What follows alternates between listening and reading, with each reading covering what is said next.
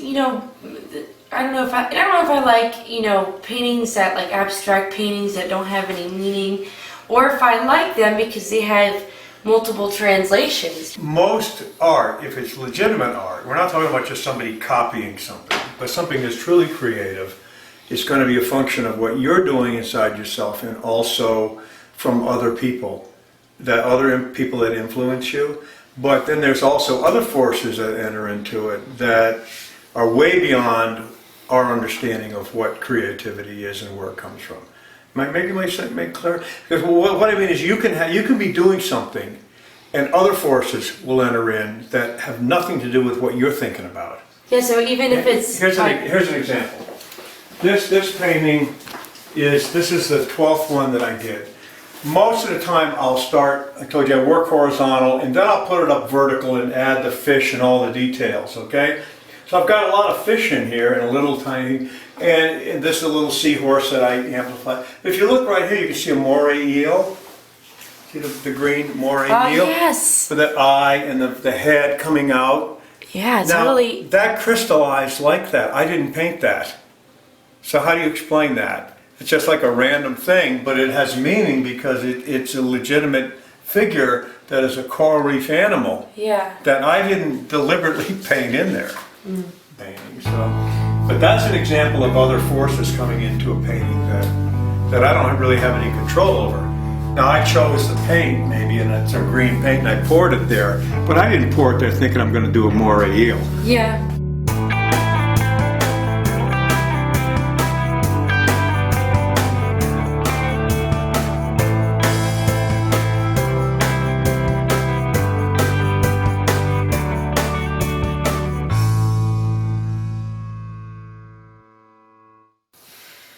What are some of your favorite artists' names and why?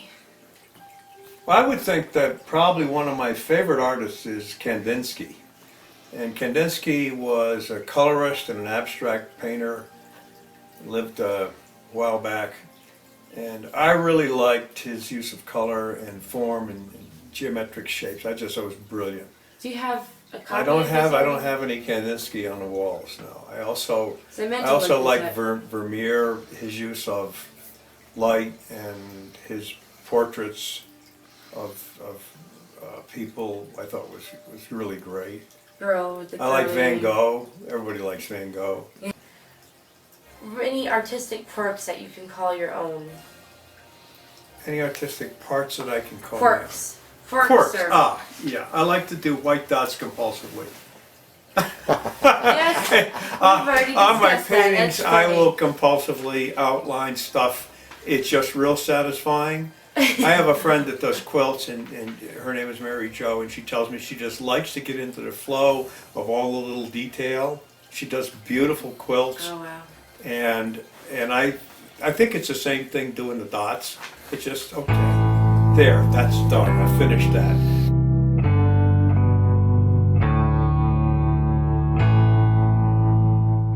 That we're co-creators in our life. What does that mean? That means that, the greater good, or what we call God, involved in our lives, assuming one believes that, which I do, is presenting options and choices for me to make.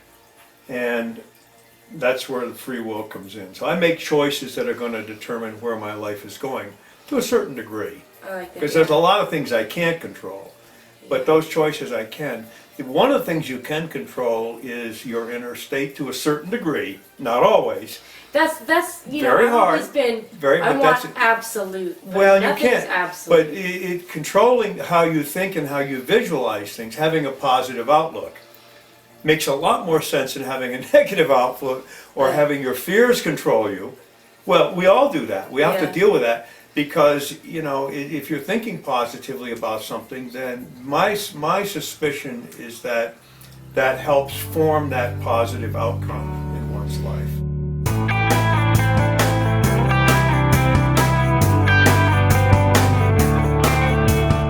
No matter whatever the causality is, and looking at how you got here and all that, and there's all sorts of religious views on that, you still have the dilemma of getting up every day and saying, what am I going to do with my energy today? And what is going to be the most productive for me so I feel fulfilled? But in the same question, what am I going to do that's going to give back to the rest of humanity and the human race to And help that's- other people? Yeah. Because you can't just live to do it for yourself. You got to do it for others. You know, I've been realizing And that's the great that. secret right there. Yeah. You do that, and all of a sudden your life and your energies become turbocharged.